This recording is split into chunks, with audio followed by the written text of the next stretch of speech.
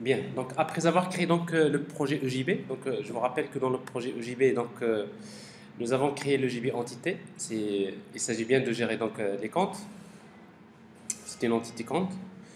On a créé l'EJB session avec ses interfaces e-banque locale, avec la possibilité de consulter la liste des comptes, consulter un compte, effectuer un versement, un retrait, un virement, et après mettre à jour un compte et également supprimer un compte. Après, l'interface remote également, ça veut dire que en fait, ces opérations-là, elles sont accessibles aussi bien en local qu'à distance, c'est-à-dire avec un client Java. Et donc ça, c'est le JB Session. En fait, le JB Session, nous avons dit que c'est une classe qui implémente les deux interfaces locale et remote, et dans lequel donc, nous avons utilisé le type stateless, donc c'est-à-dire un EJB Session stateless sans état. On a fait la gestion des entités avec Entity Manager, avec donc les implémentations que nous avons déjà testées. Et pour justement tester ces implémentations, nous avons créé un web service. Et le web service que nous avons créé, tout simplement, nous avons dit qu'un web service contient la notation principale, c'est web service, sans oublier de spécifier s'il s'agit bien d'un stateless ou bien d'un stateful. Ici, donc, c'est un stateless. Et après, le web service lui-même, il fait appel à l'EJB en utilisant l'interface locale, c'est-à-dire e-banque locale. Et pour faire l'injection des dépendances, nous avons utilisé la notation EJB. Donc, c'est la notation qui permet de chercher la référence vers l'EJB et de l'associer au web service. Et après, avec les méthodes que nous pouvons utiliser, par exemple, on peut ajouter un compte, liste des comptes, consulter un compte, verser, retirer, virement. Alors voilà les opérations que nous avons exposées à travers le protocole SOAP. Alors ça, on l'a déjà fait dans le premier TP, vous l'avez testé, il n'y a pas de problème. Alors maintenant, on veut créer l'application web. Alors l'application web, ça veut dire qu'on revient vers notre architecture.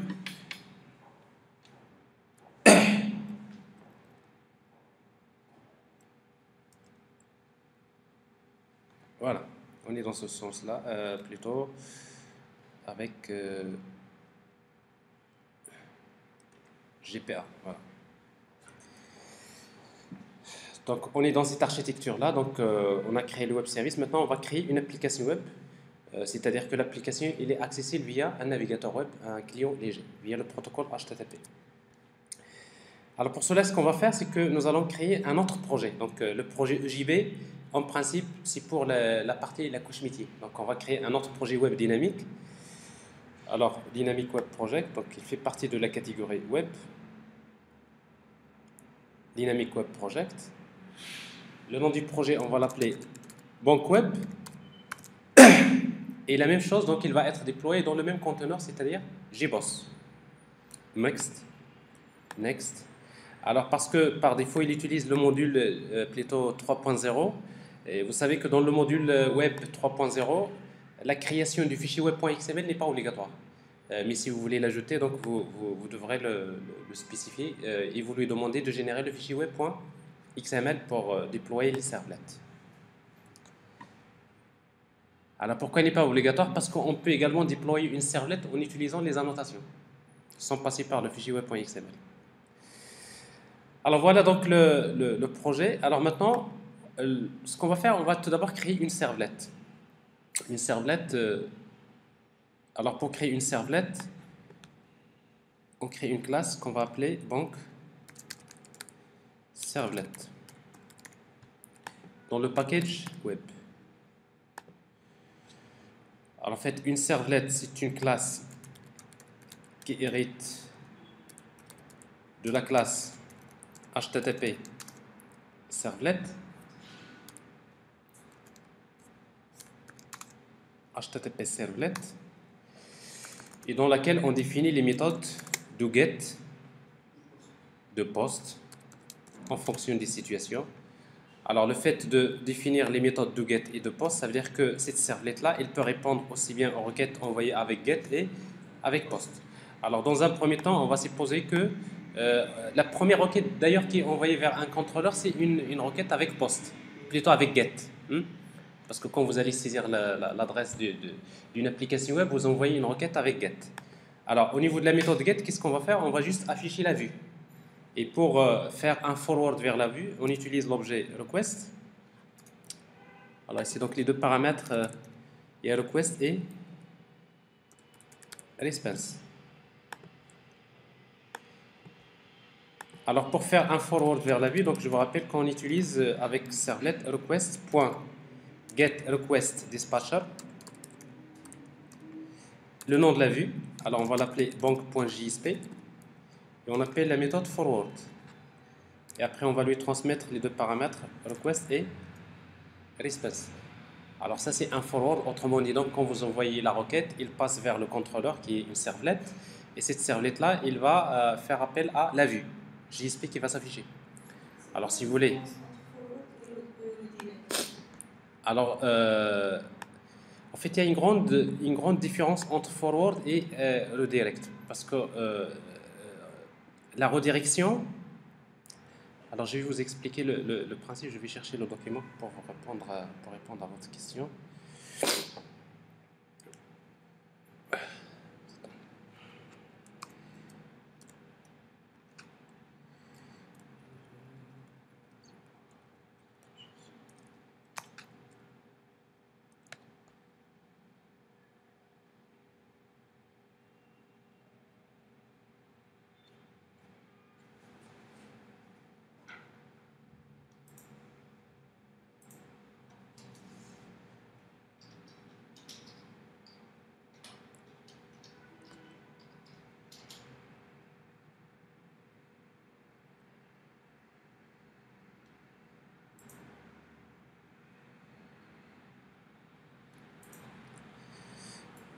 Alors, qu'est-ce qui se passe quand vous faites le forward?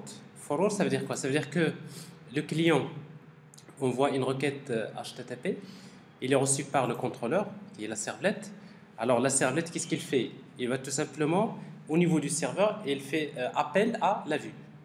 Et la vue, il va faire un traitement, la vue va rendre un résultat, et c'est ce résultat-là qui va être envoyé vers le client HTTP. Ça, c'est le forward, n'est-ce pas? Alors que quand vous faites la direction, c'est complètement différent. Pourquoi? Parce que dans la redirection, c'est que le client envoie une requête vers le contrôleur, et quand vous faites la redirection, c'est que le contrôleur il envoie une réponse vers le client pour lui demander de faire appel à la vue. Ça veut dire que le client il envoie une autre requête pour faire appel à la vue. Alors vous voyez donc au niveau d'une redirection, vous avez deux requêtes. Alors ce qui fait que pour passer d'un contrôleur vers une vue, on ne fait jamais de redirection, mais on fait généralement un forward. D'accord? La redirection, on la fait uniquement quand vous voulez passer par exemple d'un site vers un autre. Quand vous changez complètement de serveur, parfois, bien sûr, dans ce cas-là, vous devrez utiliser plutôt la redirection. Alors ici, donc c'est un forward. Pour tester, on va créer la vue. Alors en fait, les pages JSP, on les crée dans le dossier web content. On va créer une page JSP file. Alors cette page, on va l'appeler bank.jsp. Alors dans un premier temps, on va mettre juste test et on va tester. Alors pour tester, il faut déployer la servlette. Et pour déployer une servlette, il y a deux solutions. Soit vous la déclarez dans le fichier web.xml, n'est-ce pas? Dans le fichier web.xml, vous déclarez une servlette avec ses attributs servlet name, le nom de la servlette par exemple CS, contrôleur servlette, servlette class, c'est le package web.bank servlet, c'est ça. Et après URL pattern, servlet mapping. Et dans servlet mapping, vous avez deux attributs à nouveau. Le premier c'est servlet name, c'est CS, toujours la même servlette. Et URL pattern, on va mettre ce qu'on veut. C'est-à-dire quelles sont les différentes URL qui vont être utilisées pour accéder à cette servlette. Par exemple, je peux utiliser étoile.do. Ça veut dire que toutes les URL qui se terminent par .do, Tomcat va les envoyer vers CS. Et c'est quoi CS? C'est bank servlet. Donc ça c'est déployé au niveau au niveau de l'application. Alors bien sûr, maintenant, le projet, je vous rappelle que dans notre projet, on a besoin quand même d'une base de données MySQL. Maintenant, nous avons à déployer le projet, on va tester. Alors pour le moment, on va tester. Jusqu'à présent, on n'est pas encore lié au projet EJB, n'est-ce pas? Ben, c'est juste un test. Alors je déploie le projet web. Je démarre le serveur et on teste la première partie.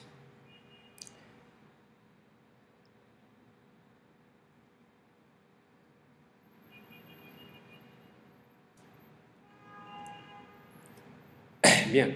Alors pour tester, donc, on aura besoin de faire appel à l'application. C'est HTTP de point localhost. Le port, c'est 8080. Slash le nom du projet banque web. Slash le contrôleur. Alors le contrôleur, en principe, ici, je peux mettre quelque chose, plutôt le contrôleur point .do, parce que nous avons dit que toutes les requêtes qui se terminent par .do, ils vont être envoyées vers le contrôleur. Alors en principe, pour montrer le résultat, ici donc j'ai test. Ici donc je vois déjà que j'arrive bien, le contrôleur arrive à intercepter les requêtes HTTP, il donne la vue. Alors maintenant, ce qui nous intéresse, c'est de faire l'application. Alors juste à titre d'indication, si vous ne voulez pas déployer un contrôleur en utilisant le fichier web.xml, vous pouvez supprimer ça. Et dans ce cas-là, vous n'avez même pas besoin du fichier web.xml, mais à condition de déployer ça sous forme d'annotation sur servlet. Alors pour déployer une servlet, vous pouvez utiliser l'annotation web servlet. Alors web servlet, et vous spécifiez le nom. Dans notre cas, c'est CS. Et après URL pattern égale. URL pattern, c'est un tableau. Et on va spécifier les URL pattern. Quels sont les URL pattern? Dans notre cas, c'est étoile.do. Alors, ça remplace exactement ce que nous avons fait dans le fichier XML. Et voilà. Alors, ici, donc, on va modifier, redéployer, full publish. Ben, à nouveau, si vous testez, on devrait avoir le même résultat.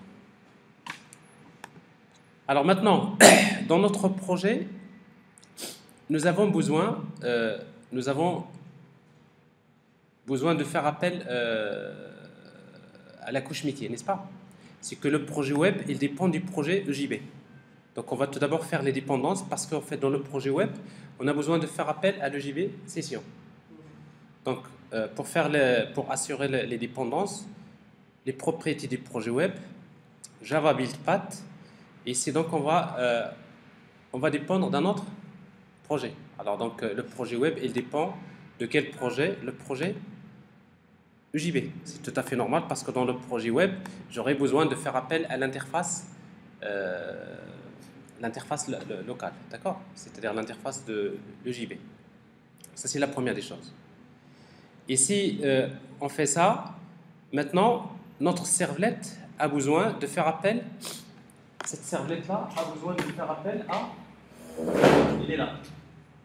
A besoin de faire appel à l'EJB session via l'interface locale. Comme on a fait avec le web service, donc on va déclarer une variable de type eBank local. Ici, c'est la couche métier. Et à nouveau, pour faire l'injection des dépendances, on va utiliser la notation EJB, comme on a fait pour le web service. Voilà donc le lien encore entre le contrôleur, entre servlet et le JB. Plutôt, c'est ça, et le JB session. Et une fois qu'on va faire ça, maintenant ce qu'on va faire, on va tout d'abord compléter la vue JSP. Pourquoi? Parce que nous aurons besoin de créer un formulaire. Alors pour créer le formulaire, donc on va utiliser tout d'abord un div, si vous voulez.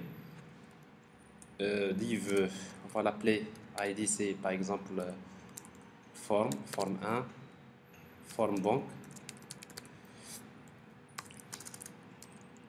et dans lequel je vais créer un formulaire, form, action, donc j'appelle le contrôleur .do, Parce que de toute façon, quand je valide, je fais toujours appel au contrôleur.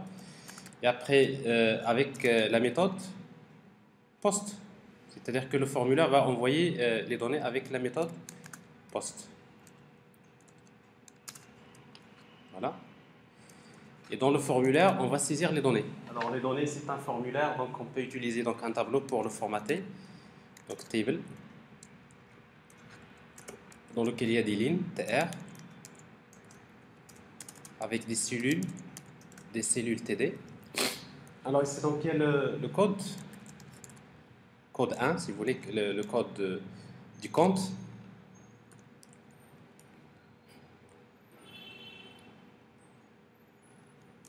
Il y a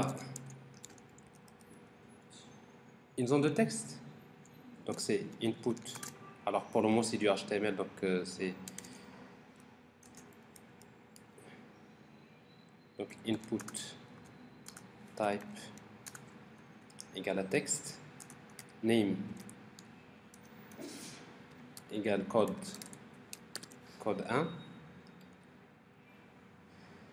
1. Dans la même ligne,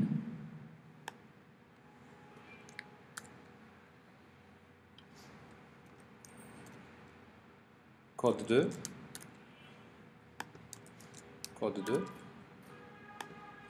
et l'autre ligne dans laquelle on va saisir le montant. Ou plutôt, ça serait bien de faire ça dans deux lignes différentes. Alors TR, code 2, et un autre TR dans lequel je vais spécifier la même chose. Ça, qu'est-ce qu'on va saisir? Le montant. Et après, une autre ligne dans laquelle on va créer les boutons. Alors, quels sont les boutons? Donc, il y a le premier bouton, c'est verser, retirer et virement. Donc, input.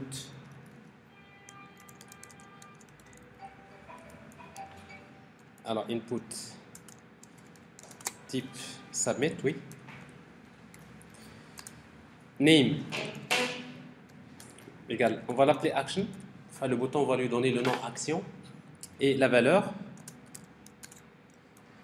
versée.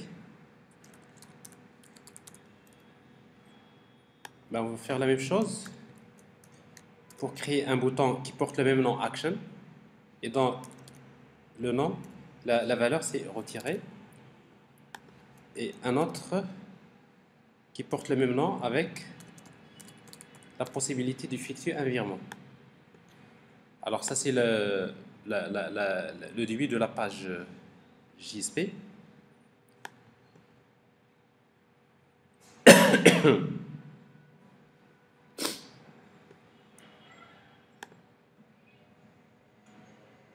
Full publish.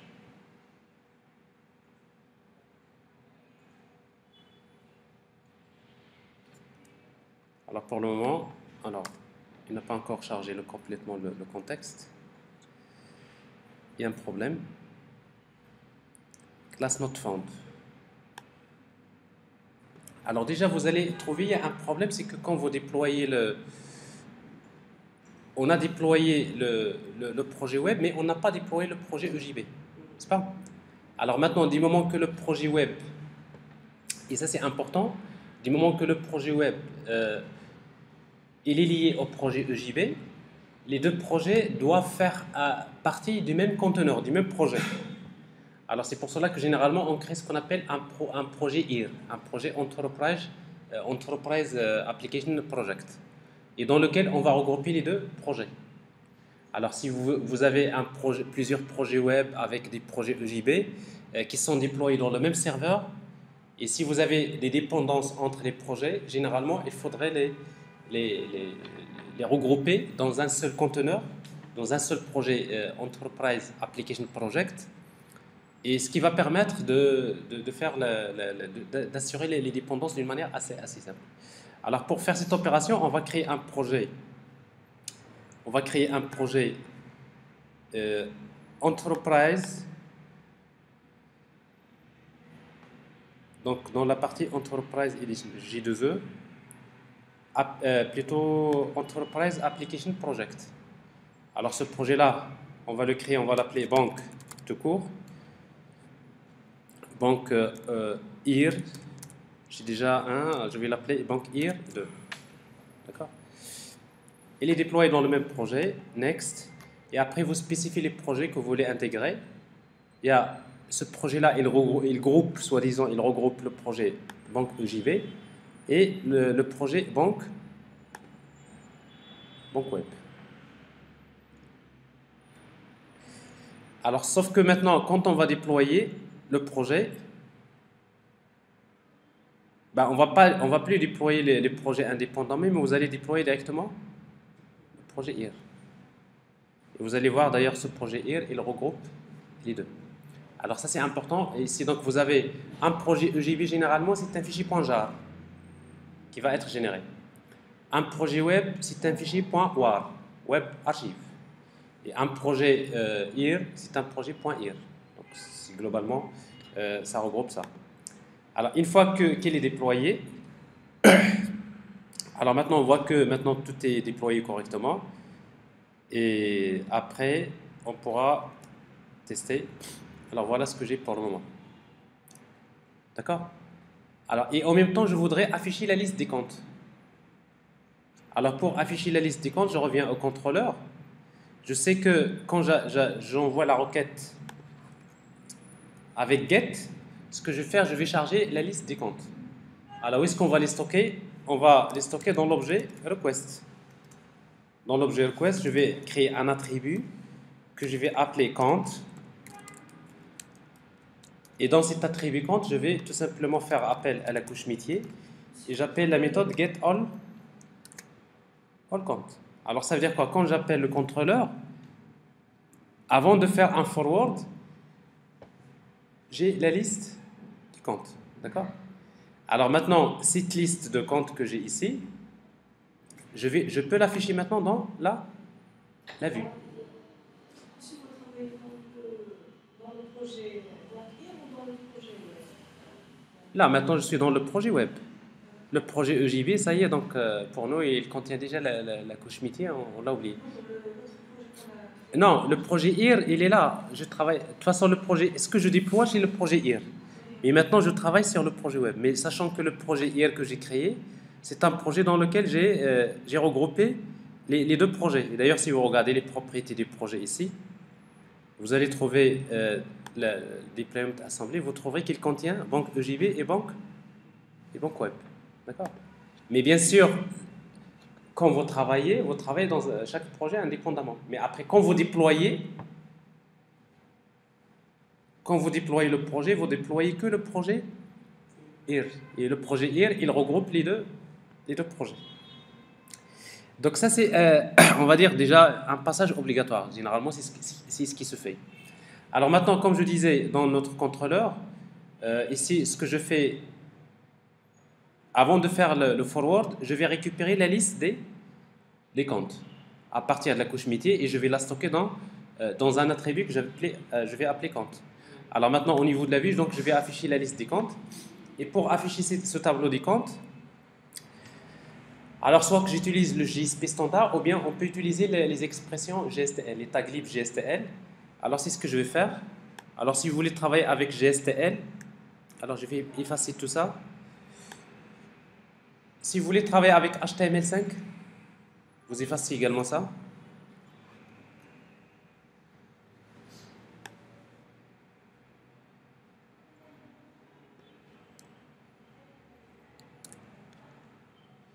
Alors maintenant, pour déclarer un tag libre JSP, on va utiliser tag libre URI. Alors les GSTL, ils font partie de JBoss, donc on va utiliser GSTL Core. Et après, on va leur donner un préfixe, par exemple C. Alors cette bibliothèque-là, elle va me permettre par la suite de faire des boucles pour afficher la liste des comptes. Alors je vais créer un autre div dans lequel je vais spécifier le tableau. Je vais créer un tableau. Monsieur, pourquoi on était dans GSP, pourquoi on veut créer maintenant, on va travailler avec GSP? Oui, mais en fait, dans JSP, vous pouvez travailler avec JSP classique, mais en même temps, vous pouvez utiliser les tags libres. C'est des bibliothèques JSP. Alors, généralement, dans les JSP, on utilise, dans la majorité des cas, on utilise les tags libres JSP. C'est les bibliothèques JSP pour éviter d'écrire du code Java dans les pages JSP, ce qui permet de faciliter encore plus le travail. On a ajouté GSTL. Alors maintenant, j'ai déclaré GSTL, c'est des bibliothèques JSP que je vais utiliser pour générer ma vue JSP. Alors, est-ce que je suis obligé? Non. Mais dans la majorité des cas, c'est ce qu'on fait. C'est que dans les pages JSP, on utilise les tags libres, des bibliothèques JSP. Alors justement, comment l'utiliser? Alors, TR, TH, ça c'est les entêtes du tableau. Alors ici, donc, j'ai le code. J'ai besoin d'afficher le solde et la date de création. Solde, la date de création. Et je crois qu'on a un quatrième attribut, c'est si le compte est activé ou non. Activé. Il y a un attribut activé. Alors maintenant, on va faire une boucle. Alors pour faire une boucle, justement, c'est parce que j'utilise les expressions GSTL, c'est plus simple. J'ai écrit donc C de point for each. Alors tu vois donc la réponse à ta question, j'ai utilisé ça, c'est juste pour utiliser donc les expressions. Alors dans for each, on va utiliser items. Alors je vais parcourir la collection. Et dans les avec GSTL, on utilise $, les accolades, et je vais parcourir la liste des comptes. Alors je sais que dans l'objet request, j'ai une liste de comptes. Et après, var CP. Pour chaque compte CP de la liste des comptes. Qu'est-ce que je fais? Je vais générer une ligne TR dans laquelle j'ai des TD et j'affiche $cp.code. Pour moi, CP, c'est un compte. J'affiche le code. J'affiche le solde. J'affiche la date de création.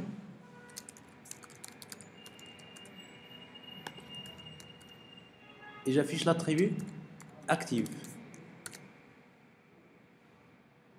Alors, donc ça, c'est avec GSTL, donc j'arrive à afficher plutôt la liste des comptes d'une manière plus simple. Alors, pour tester si ça marche, on va redéployer le projet. For publish. Alors, il est redéployé. Et après, je vais tester. Alors, en principe, donc j'arrive déjà à voir dès le début la liste des comptes qui existent. Après, par la suite, donc je peux faire des opérations pour voir ce que je peux faire. D'accord? Alors maintenant, bon, après, bien sûr, si vous voulez ajouter donc, une feuille de style CSS, vous pouvez l'ajouter par la suite. Hein, on le fera à la fin. Alors, je vais utiliser une bordure pour le tableau. Border égale à 1.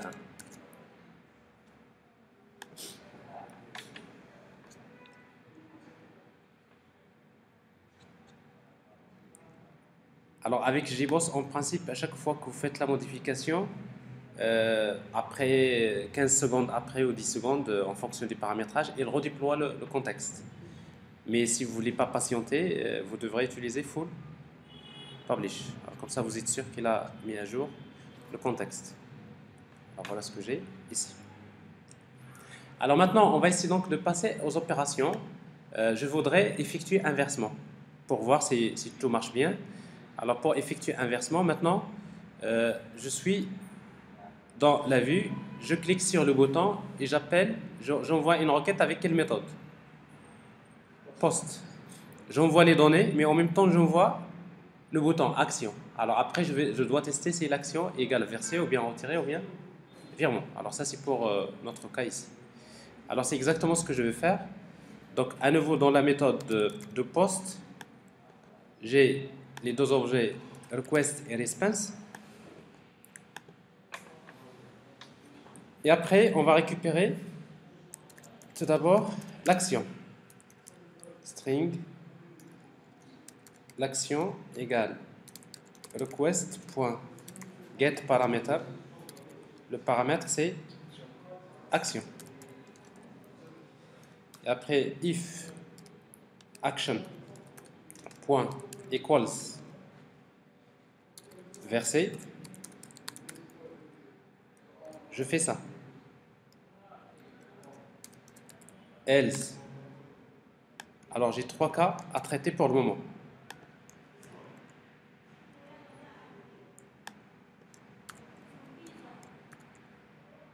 J'ai le cas de retirer et j'ai le cas virement.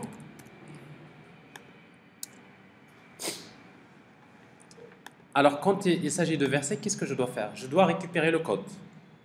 Alors je sais que le code, il est de type lang, code égal, c'est request.getParameter. Notre champ s'appelle code 1. Je récupère la valeur du champ code 1 que je dois convertir en langue en utilisant lang.parseLang.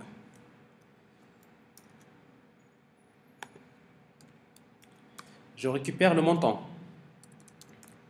Double montant égal.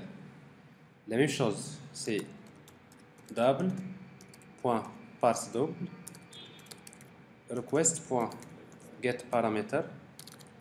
Le champ s'appelle montant. Et après, je fais le versement. Pour effectuer un versement, donc j'appelle la couche métier, point, verser. Le montant avec le code. Opération faite. Alors, else, si retiré, je récupère le code. Au lieu de verser, je fais appel à la méthode retirer.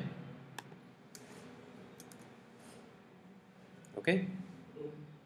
Alors, si c'est le cas de virement, je dois lire le code 1.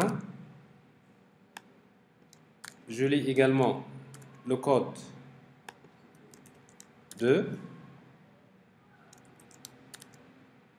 Je lis le montant et je fais appel à la méthode virement. Je vais effectuer un virement du montant du compte 1 vers le compte 2. Alors ici, c'est pas comme ça que je l'ai appelé, c'est code 1 plutôt. Alors code 1 et code 2. Mais quelles que soient les conditions, à chaque fois que je fais l'effectu, je reviens vers la vue. Et en même temps, j'ai besoin de recharger les comptes. Alors, pour ne pas faire un copier-coller, qu'est-ce que je vais faire ici? Ben, je fais appel à la méthode do get et je lui transmets request et response. Ben, sinon, si c'est différent, je fais un copier-coller.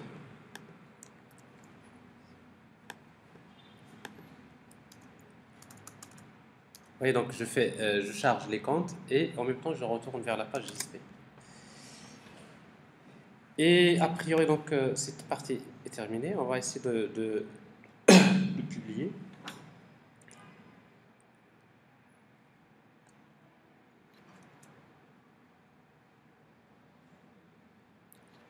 Donc c'est bon. Alors le code 1, je vais effectuer un versement de 9000. Alors je dois surveiller un petit peu ce qui se passe ici. Donc verser. Vous voyez bien, donc ça marche, il n'y a pas de problème. J'ai le code 2. Je vais effectuer un retrait du montant 3000 à partir du compte 2. Retirer. Ça marche. Et après, je veux effectuer un versement du compte 1 vers le compte 2.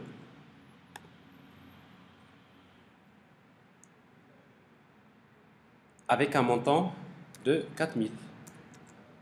Ça veut dire que je devrais retirer 4000 du compte 1 et je l'ajoute à l'autre.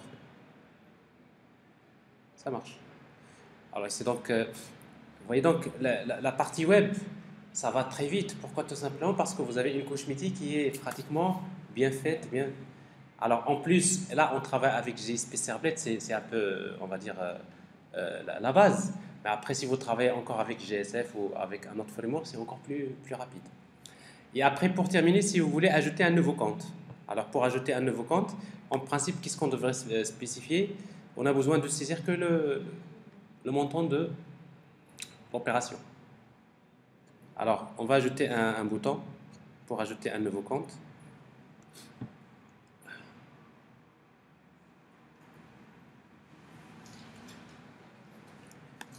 Alors, j'ai un autre bouton.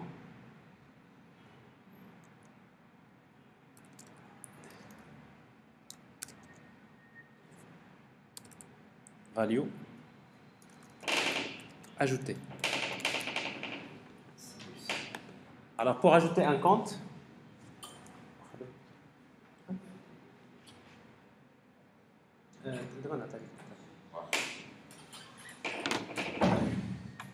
alors, ajouter le compte, ben, ça signifie tout simplement que, à nouveau, on aura besoin de faire un autre test. Ici, c'est ajouter. Alors, pour ajouter, bon, si vous voulez ajouter un compte avec plutôt les données par défaut, sans rien saisir, vous mettez directement métier.add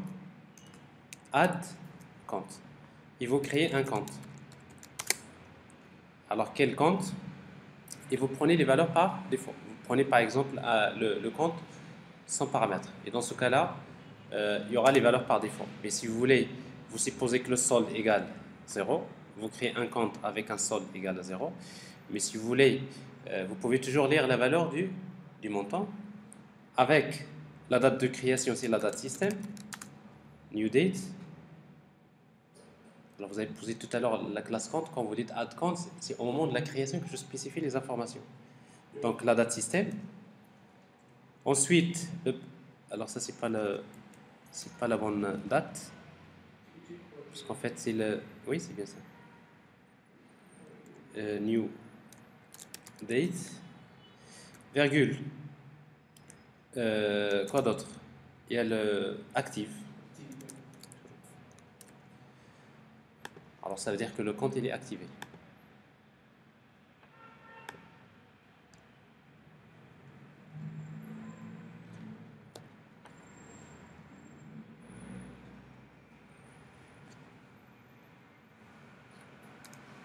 Voilà. Alors ajouter un compte. Donc ici je suis en train d'ajouter des comptes. Et après le compte il est auto-increment au niveau de la base de données. Mais après il y a le solde initial. Et après donc je peux effectuer un versement par exemple dans le compte 4, un versement de 8000 et je vois l'opération. D'accord? Alors, arranger ça, donc on va essayer de créer une feuille de style CSS. Je crois que déjà, avec ça, ça vous donne déjà une idée. Si votre projet consiste à développer avec JSP Servlet, vous avez une manière de travailler, c'est assez clair, ça peut marcher et vous êtes tranquille. Si vous travaillez avec un autre framework MVC, comme par exemple GSF, vous aurez besoin d'utiliser donc les concepts GSF ou Struts ou plutôt Spring MVC pour faire encore d'une manière encore plus simple. Alors, on va créer une feuille de style CSS ici. Dans la page JSP, on va lui lier une feuille de style CSS. Alors, je suis dans l'entête. Alors, ça, déjà, le titre de la page, on va l'appeler banque. Lier une feuille de style, c'est link. Rel égale style sheet. Style sheet. Le type, c'est text/css. href égale style 1.css.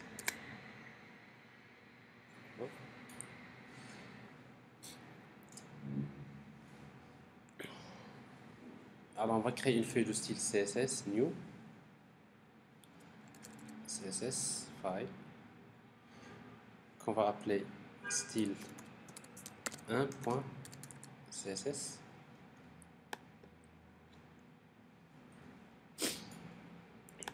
Alors dans un premier temps, on va essayer donc d'arranger les divs. Alors supposons que tous les divs, de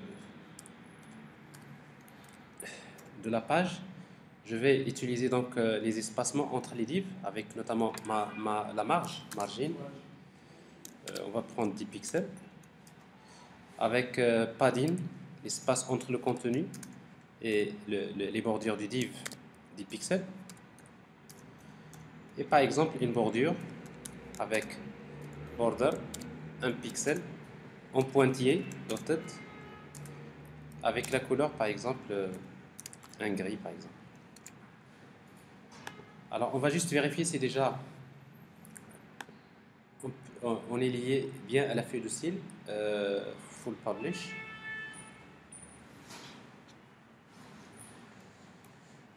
Voilà.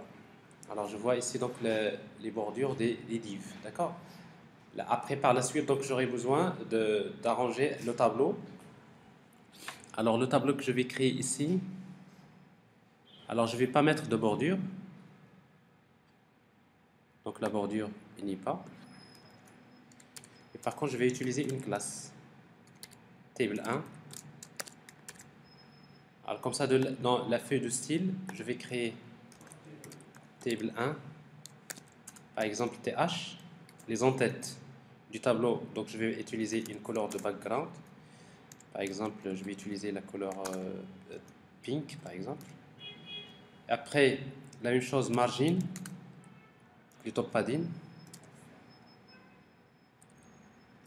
C'est 10 pixels. Et après, la bordure. Border, 1 pixel. Dotted.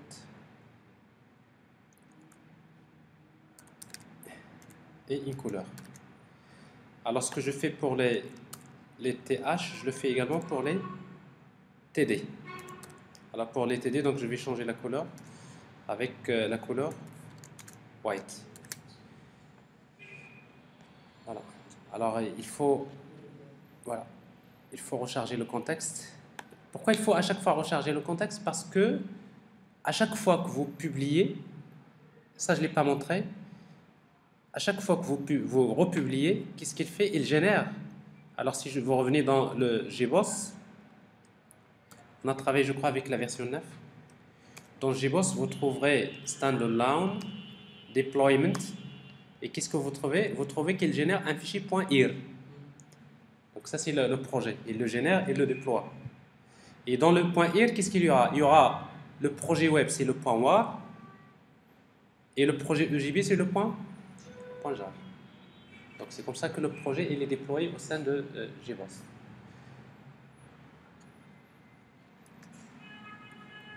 Et donc ça nous donne quelque chose comme ça. Après, arranger... Alors ça, c'est cet espacement-là pour ne pas avoir cet espacement entre les boutons.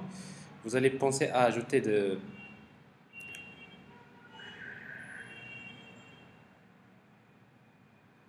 Là, vous ajoutez des colonnes vides où vous faites un TD, ou bien vous faites un call span, n'est-ce pas? Comment? Non, vous pouvez utiliser un call span ou... De toute façon, il y a plusieurs solutions. Alors, je suppose ici que le montant est toujours TD. Alors, comme ça, on aura 4 cellules sur chaque ligne. Full publish.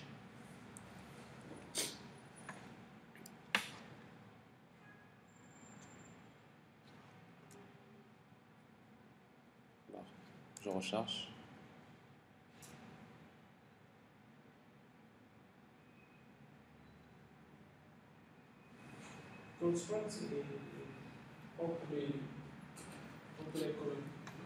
Entre les colonnes. Alors, qu'est-ce que j'ai fait? Donc, j'ai ajouté 4, parce que j'ai ici 4 boutons, donc 4 TD. En principe, on devrait avoir un alignement, c'est-à-dire, sauf que c'est ça ne devrait pas être intéressant. Ouais. Moi, c'est pas forcément la meilleure solution. Alors, la meilleure solution, si vous voulez, je vais annuler ce que je viens de faire. CTRL Y. Tout simplement utiliser un seul TD.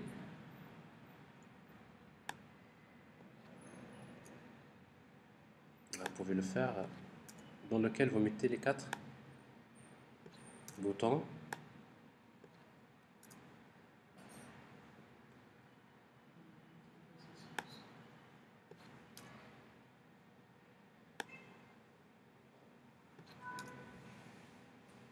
Voilà. Et dans ce TD là, vous mettez call span. Alors nous avons 2 colonnes.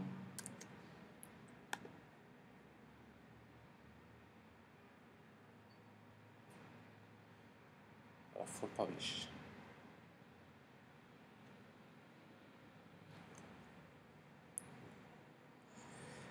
Alors vous pouvez le laisser comme ça, mais bien sûr, donc ça c'est juste pour vous montrer le principe. Mais à vrai dire, si vous voulez faire l'ajout, toutes les opérations dans la même vue, c'est pas toujours possible. Vous faites appel à plusieurs vues pour bien gérer ça, les données. Bah, après, par la suite, vous pouvez ajouter, vous voulez supprimer un compte. Qu'est-ce que vous allez faire? Vous ajoutez un lien hypertexte.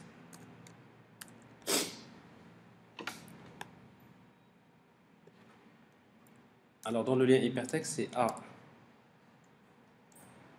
href.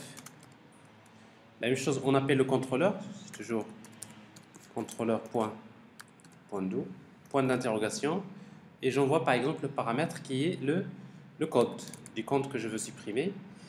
Et le code c'est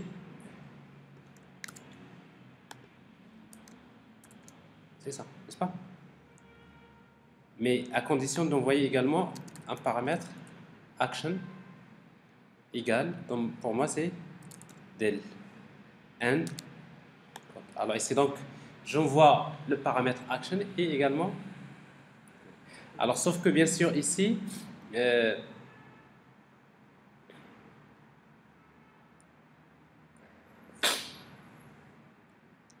c'est une requête envoyée avec quelle méthode? Avec la méthode get, n'est-ce pas? Alors si vous voulez l'adapter à votre contrôleur, il faut un peu faire quelques ajustements. Alors ce que j'ai oublié, c'est le texte sur le lien hypertexte. Je ne sais pas pourquoi j'ai hidden ici, c'est href. Et le lien c'est supprimer. Alors full publish.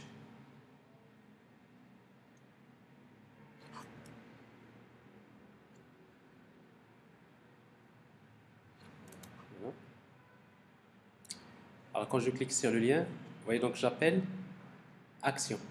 Mais c'est la méthode de get qui me répond. Alors maintenant c'est dans la méthode get que vous allez traiter ce cas-là, n'est-ce pas?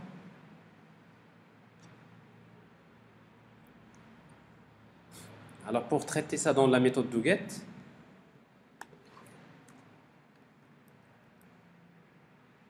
soit que vous lisez à nouveau comme ça, l'action, d'accord?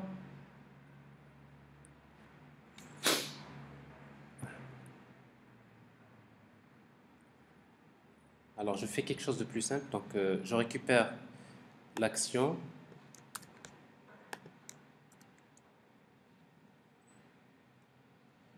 Et après, si l'action égale del, je récupère le code, comme ça. Je récupère le code et je supprime le compte. C'est-à-dire, je fais appel à la couche métier, supprimer compte. D'accord? Alors ça c'est le... Mais ici, c'est pas encore intéressant parce que ça, je ne vais le faire que si l'action est différente de nul.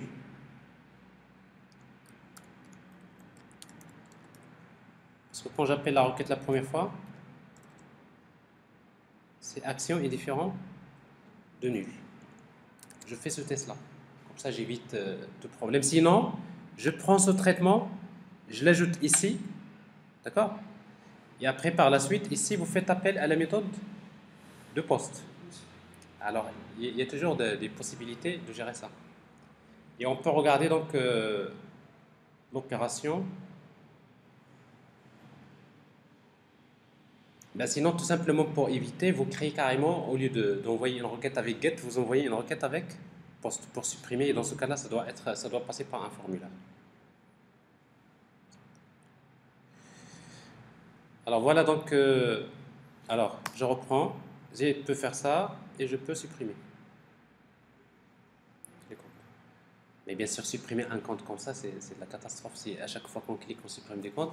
Mais souvent, pour supprimer, il faut, on ne supprimera jamais un compte, n'est-ce pas? On est bien d'accord. Et même si vous voulez le supprimer, il faut afficher un message, êtes-vous sûr de vouloir supprimer? Et en même temps, le compte ne peut pas être supprimé parce qu'il est lié à des clients. Et il faut tout d'abord supprimer le client. Et même, hein, on ne supprime pas les données, on va plutôt les désactiver. D'ailleurs, c'est pour cela que vous voyez ici un champ activé, n'est-ce pas? Alors ici, au lieu par exemple de supprimer, on va que tout simplement le désactiver. Alors si vous voulez, au lieu de supprimer le compte, vous voulez le désactiver, alors qu'est-ce que vous allez faire? Vous allez plutôt, vous allez changer au niveau de la méthode, d'accord? Alors voilà, je crois que c'est suffisant déjà pour vous donner une idée sur comment créer une couche web pour le projet. Alors, et a priori, dans notre architecture, elle est pratiquement implémentée. Oui, donc ça c'est une architecture. On a créé, donc on a déployé le data source, on a bien démarré le SGBD MySQL, on a créé la couche métier avec EJB entité et le EJB session, on a géré la persistance via GPA, on a créé un web service, on a testé le web service avec un client SOAP, on a créé maintenant une application web, on a consulté l'application web. Qu'est-ce qui reste? Le client Java. Alors maintenant, vous voulez créer une application, un client lourd Java, d'accord? Donc ça, c'est la dernière démo, mais je vais rester pour le moment à ce niveau-là, donc pour montrer plutôt comment développer l'application, parce que dans la majorité des cas, vous allez développer l'application web. Et après, vous aurez également la partie qui concerne comment développer un client lourd Java. Pas de questions? Alors voilà, donc